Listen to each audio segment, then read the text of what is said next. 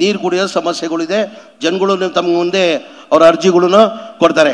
ಅದ್ರ ಜೊತೆಯಲ್ಲಿ ಅಶ್ವಥ್ ನಾರಾಯಣ್ ಅವರು ವಸತಿ ಸಚಿವರು ಸ್ವಲ್ಪ ಗಮನ ಕೊಡಬೇಕಾಗ್ತದೆ ಬೆಂಗಳೂರು ಸಿಟಿ ಕಡೆ ಅಂತ ಒಂದು ಕಿವಿ ಮಾತನ್ನ ಹೇಳಿದ್ದಾರೆ. ಅಶ್ವಥ್ ನಾರಾಯಣ್ ಅವ್ರಿಗೆ ಒಂದು ಮಾತನ್ನು ಹೇಳಕ್ಕೆ ಬಯಸ್ತಾ ಇದ್ದೀನಿ. ತಾವು ಹೇಳಿದ ಮಾತಿಗೆ ಸವಾಲನ್ನು ನಾನು ಸ್ವೀಕಾರ ಮಾಡಿ, ನಮ್ಮ ಸರ್ಕಾರ ಬಂದಾದ ಮೇಲೆ 2015 ಹಿಡ್ಕೊಂಡು 2023ವರೆಗೂ ಒಂದು ಮನೆ ಕೊಡೋಕ್ಕೆ ಸಾಧ್ಯ ಆಗಿಲ್ಲ. ಸ್ಲಮ್ ಬೋರ್ಡಲ್ಲಿ 1,80,253 ಮನೆಗಳು slum ಬೋರ್ಡ್ದು.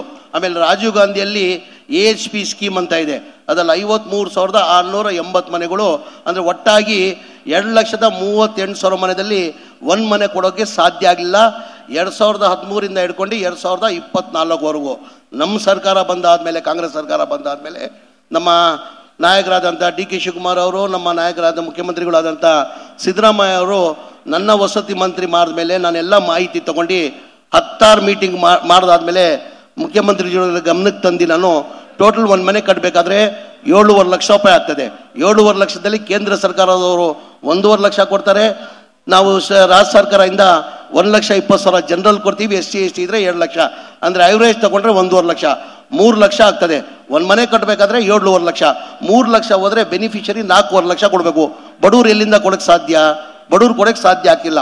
Total beneficiary payment ಬರಬೇಕಾಗಿದ್ದು slum ಬೋರ್ಡಲ್ಲಿ 1,80,000 ಮನೆಗೆ 7,400 ಕೋಟಿ ಬರಬೇಕಾಗಿತ್ತು, ಬರೇ 300 ಕೋಟಿ ಬಂದಿತ್ತು. ಅಂತ ಕಾರಣ ಅಂದರೆ ಬಡವ್ರು ಎಲ್ಲಿಂದ ದುಡ್ಡು ತರ್ತಾರೆ.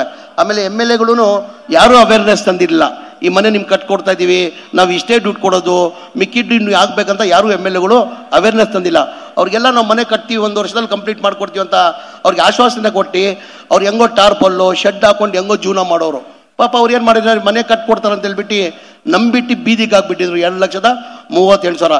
ನಮ್ಮ ಸರ್ಕಾರ ಬಂದಾದ್ಮೇಲೆ ಉಪಮುಖ್ಯಮಂತ್ರಿಗಳು ಮುಖ್ಯಮಂತ್ರಿಗಳು ಒಪ್ಕೊಂಡು ಬಡವ್ರ ಬಗ್ಗೆ ಕಾಳಜಿ ಇಟ್ಕೊಂಡು ಇದು ಯಾವುದು ಚುನಾವಣೆಯಲ್ಲಿ ಅಶ್ವಥ್ ನಾರಾಯಣ ಅವರೇ ನಾವು ಘೋಷಣೆ ಮಾಡಿರಲಿಲ್ಲ. ನಾವೇನು 5 ಗ್ಯಾರಂಟಿಯನ್ನು ಘೋಷಣೆ ಮಾಡಿದ್ದೀವಿ, ಅದು ಚಾಲನೆಯನ್ನು ಕೊಟ್ಟಿದ್ದೀವಿ.